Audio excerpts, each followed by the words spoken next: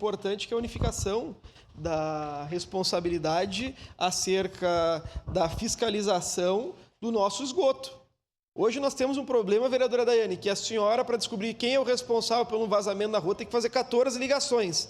Santo Fantinel umas 16 e eu umas 12, até que a gente encontre quem é o responsável, vereadora Marisol. E nós estamos aqui para fazer o melhor para Caxias. Tive a oportunidade de ser relator desse projeto e o parecer é favorável, presidente, porque nós entendemos que essa responsabilidade sobre o esgoto pluvial e cloacal e também sobre as instalações hídricas da nossa cidade deve recair sobre o SAMAI.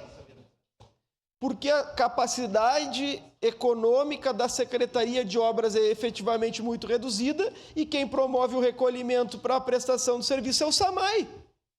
Então, aquele que promove o recolhimento necessariamente deve ser responsável pela prestação de serviço.